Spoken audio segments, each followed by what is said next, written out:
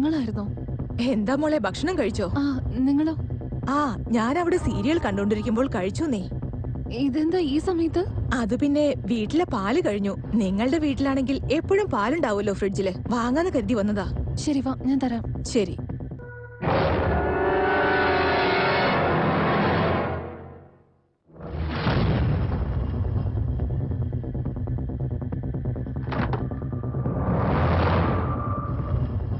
അതെ സിസ്റ്റർ, നിങ്ങൾക്കൊരു കാര്യം അറിയോ? ഏതോ ഒരു ഭ്രാന്തൻ അവന്റെ ഭാര്യയെ കൊന്നൂന്ന്. കണ്ടില്ലേ ഇപ്പോഴത്തെ കാലം എത്ര മോശാണെന്ന്? ആരെയും വിശ്വസിക്കാൻ കൊള്ളില്ല സിസ്റ്റർ. അയാൾ പോലീസിന്റെ പിടിന്ന് രക്ഷപ്പെട്ടു കേട്ടത്. പോലീസ് എല്ലായിടത്തും അറിയിച്ചിട്ടുണ്ട്, എന്നാൽ ഇതുവരെ കിട്ടിയിട്ടില്ല അത്രേ. എന്തായാലും നമ്മൾ കുറച്ച് ശ്രദ്ധിക്കണം കേട്ടോ. ഇതാ പാല്. ഇങ്ങോട്ട് നോക്കൂ സിസ്റ്റർ, നിങ്ങൾക്കൊരു കാര്യം അറിയോ? ഏതോ ഒരു വീട്ടിൽ ഒരു കൊലയാളി കയറിയിട്ട് അവിടെ ഉണ്ടായിരുന്ന പെണ്ണിനെ റേപ്പ് ചെയ്ത് കൊന്നു കളഞ്ഞുന്നാ കേട്ടത്. കൊന്നോ? അതെവിടെയാണ്? അയ്യോ, നിങ്ങൾ പേടിച്ചു പോയില്ലേ? ഞാൻ ഇന്നലത്തെ സീരിയലിന്റെ കാര്യം പറഞ്ഞതാ. ഷോ, നിങ്ങൾ എപ്പോ നോക്കിയാലും ചെയ്ത കാര്യങ്ങൾ മാത്രമേ പറയൂ. വന്ന്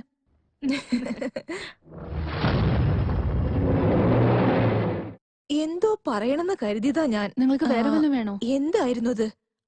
ഇപ്പൊ ഓർമ്മ വന്നു. എന്തൊക്കെയാണെങ്കിലും ആ കാദംബരി സീരിയൽ ഇതോടെ തീർന്നു. എന്റെ മോള് 7 മാസം വയറ്റിലായിരിക്കുമ്പോ തുടങ്ങിയതാണെന്നേ ആ സീരിയൽ. എന്നിട്ടിപ്പോൾ എന്റെ മോളുടെ കല്യാണം കഴിഞ്ഞ് അവൾ 3 മാസം ഗർഭിണിയാ. ഇപ്പോഴെങ്കിലും അത് കഴിഞ്ഞല്ലോ. ശരി, എന്നാ ഞാൻ പോയിട്ട് വരാം. അതെ, അടുത്ത സീരിയൽ തുടങ്ങാനുള്ള സമയായി. വരൂന്നേ, ആ വാതിലൊന്ന് തുറന്നതാ. വാ. ഇത് നോക്ക് സിസ്റ്റർ, ഡോർ എപ്പോഴും ലോക്ക് ചെയ്തേക്കണം, ശ്രദ്ധിക്കണം. എന്നാ ഞാൻ പോയിട്ട് വരട്ടെ. ശരി.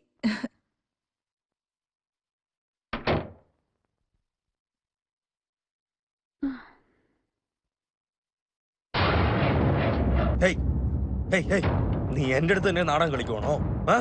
അവള് പാല് ചോദിച്ചു വന്നാ ഇല്ലെന്ന് പറയാമല്ലേ? പക്ഷെ നീ അവൾ അവിടെ നിൽക്കാൻ വെച്ച് എടുത്തോണ്ട് കൊടുത്തോണ്ടിരിക്കുക. അത് മാത്രമല്ലാണ്ട് ഞാൻ അവിടെ ഉള്ളെന്ന് അറിഞ്ഞോണ്ട് നീ അവളെ ഉള്ളു വിളിച്ചോണ്ട് വരണോ? നിങ്ങൾ എന്തിനാ ദേഷ്യം പിടിക്കുന്നത്? അവരെന്റെ വീട്ടിന് തൊട്ടടുത്തുള്ളവരാ, ഇടയ്ക്കിടയ്ക്ക് വരാറുള്ളതാ. ഞാൻ അവരോട് വേറെ വല്ല രീതിയിൽ റിയാക്ട് ചെയ്താ പിന്നെ അവർക്ക് സംശയം തോന്നില്ലേ?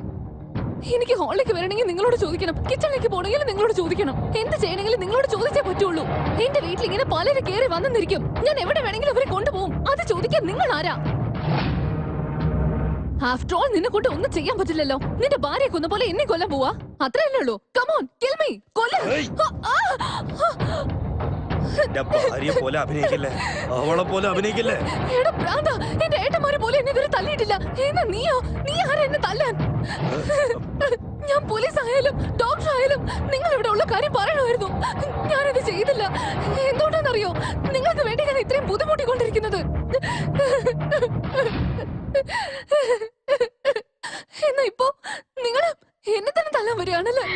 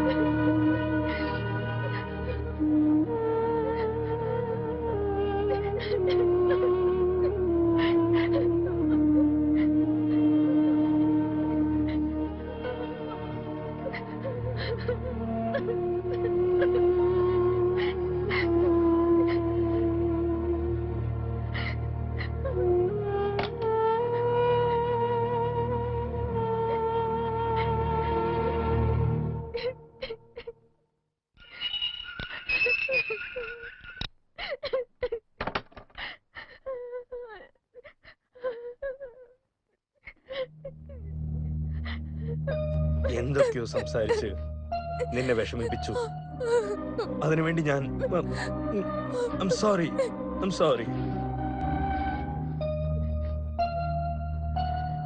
നിങ്ങൾക്ക് എങ്ങനെ ഡിസ്റ്റർബൻസ് ആയിട്ടുണ്ടോ? എനിക്കും അതുപോലെ ഡിസ്റ്റർബൻസ് ആയിരുന്നു. ജയിലിലിരിക്കാൻ എങ്ങനെ ഇഷ്ടമല്ലാണ്ടിരുന്നോ അതുപോലെ എനിക്ക് ഇവിടെ ഇരിക്കാൻ ഇഷ്ടമല്ല. പക്ഷെ എന്ത് ചെയ്യും? ഞാൻ ചെയ്യാണ്ടുള്ള തെറ്റിന് ഞാൻ ശിക്ഷ അനുഭവിക്കുക. വീട്ടിൽ നിന്ന് ജയിലിന്, ജയിലിൽ നിന്ന് കോർട്ടിൽ നിന്ന്, കോർട്ടിൽ നിന്ന് ഹോസ്പിറ്റലിൽ നിന്ന് ദിവസം ഫുട്ബോൾ പോലെ എന്നെ കളിക്കുക.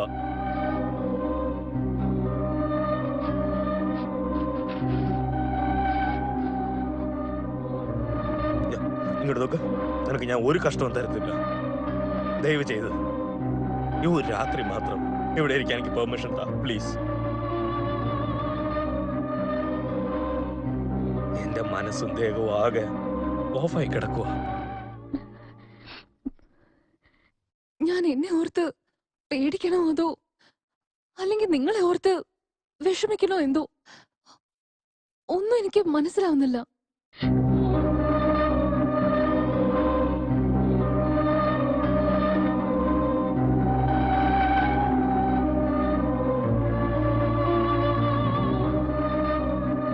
നിങ്ങളൊക്കെ എല്ലാരും എന്നെ ഭ്രാന്തനാന്ന് ഓർത്തോണ്ടിരിക്കുവല്ലേ? ഇല്ല, പിന്നെ വയസ്സായിരുന്നോ? അല്ലല്ല. പിന്നെ എപ്പോഴെങ്കിലും നമ്മൾ പരസ്പരം കണ്ടുമുട്ടുമ്പോ പേടിയാവുന്നു തോന്നുന്നു. അതുകൊണ്ടാണ്.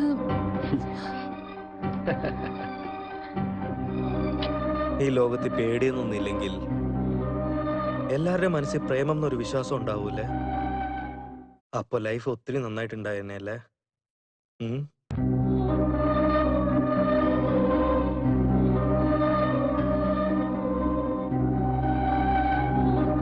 നിങ്ങൾ തെറ്റായിട്ട് വിചാരിച്ചില്ലെങ്കിൽ ഞാൻ ഡ്രിങ്ക്സ് അടിച്ചിട്ടില്ല. അതിനെന്താ, ഞാൻ ഇപ്പൊ എടുത്തോണ്ട് വരാം. ഒരു നിമിഷം. നിങ്ങൾ കുറച്ചേ കുടിക്കാവുള്ളൂ. നിക്ക്.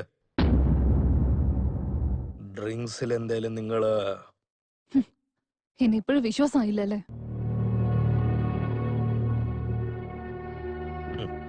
വയ്ക്കോ.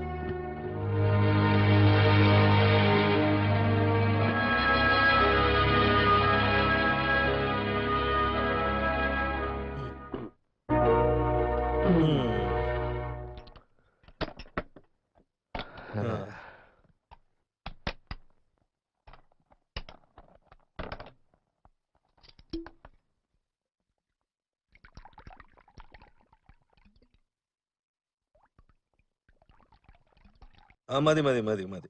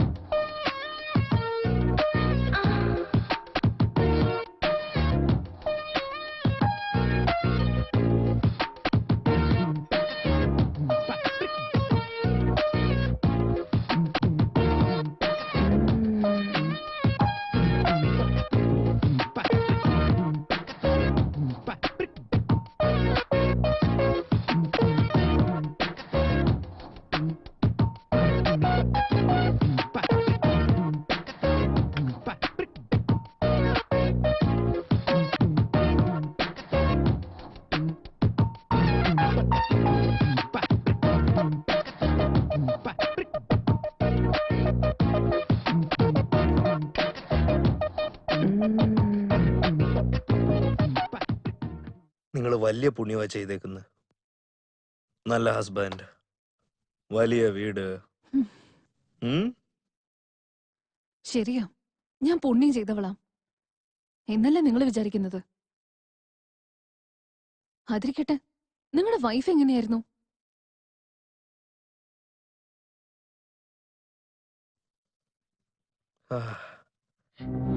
അവളെ കാണാൻ ഭയങ്കര സുന്ദരിയാ. എനിക്ക് അവളെന്ന് വെച്ചാ ജീവനാ.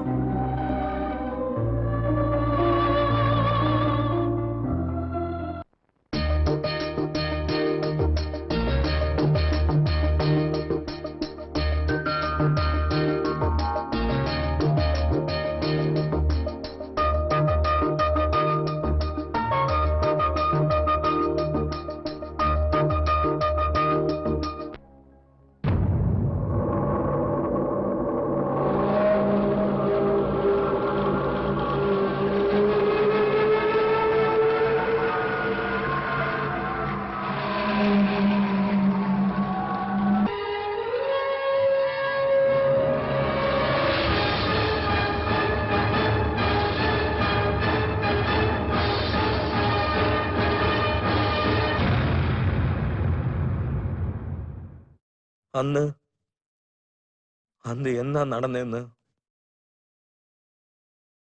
എന്താ നടന്നെന്ന് എനിക്കറിയില്ല.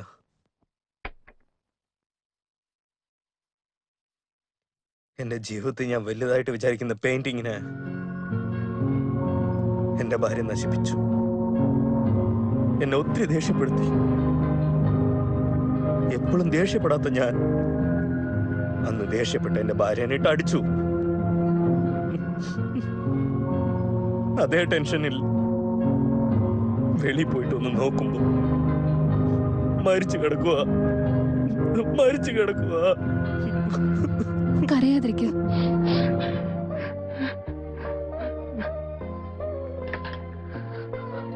അതെ, നിങ്ങളുടെ അടുത്ത് എന്തിനാ എന്നെ കുറിച്ച് പറയുന്നത്? ഞാനും അതുപോലെ തന്നെയാ. അദ്ദേഹത്തെ ഒരുപാട് ഒരുപാട് സ്നേഹിച്ചു.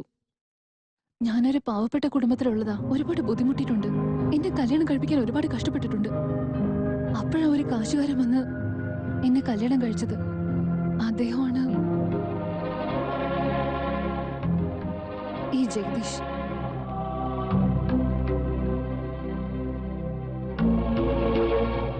എന്റെ കല്യാണം കഴിഞ്ഞ ദിവസം എന്റെ ജീവിതത്തിലെ സന്തോഷം ആ ഒരു വർഷം കൊണ്ട് ഞാൻ മനസ്സിലാക്കി. എന്നാൽ ആ സന്തോഷം ഒരുപാട് കാലം നിന്നില്ല. എന്റെ ഭർത്താവിനാണെങ്കിൽ സ്വന്തം ഭാര്യയേക്കാൾ പണമായിരുന്നു കൂടുതൽ പ്രാധാന്യം. എന്റെ അടുത്ത് എല്ലാം ഉണ്ട്: പണം, ബംഗ്ലാവ്, കാറ്, വീട്. എന്നാലും ഞാനിപ്പോ ഒരുപാട് ഒറ്റപ്പെട്ടിരിക്കുക. എന്റെ ആഗ്രഹങ്ങൾ മനസ്സിലാക്കിയിരുന്ന എന്റെ ഭർത്താവ് ഇപ്പൊ വെറും പണം ഉണ്ടാക്കുന്ന ഒരു മിഷൻ ആയിരിക്കുകയാണ്. ഇത്രയും വലിയ വീട്ടില് ഞാൻ എന്റെ ചെറിയ ആഗ്രഹം പോലും നിറവേറ്റാൻ പറ്റാതിരിക്കുക. അദ്ദേഹത്തിന് വേണ്ടി കാത്തിരിക്കുന്നു. നമ്മള് രണ്ടുപേരും ഒരേ ബോട്ടിൽ ട്രാവൽ ചെയ്യുന്ന പാസഞ്ചേഴ്സാ. ഭാര്യയില്ലാണ്ട് അവളുടെ ഓർമ്മയിൽ മാത്രം ജീവിക്കുന്ന ഞാനും ഹസ്ബൻഡ് ഇരുന്നും അവരെ കുറിച്ച് അറിയാണ്ട് അത് കാരണം അവരെ വിട്ട് ദൂരെ നിൽക്കുന്ന നിങ്ങളും. ഇപ്പോ നമ്മൾ രണ്ടുപേരും അടുത്തിരിക്കുക.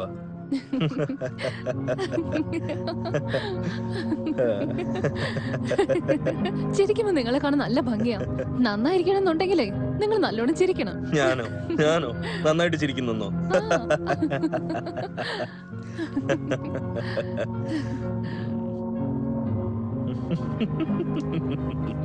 നന്നായിട്ട് ചിരിക്കുക.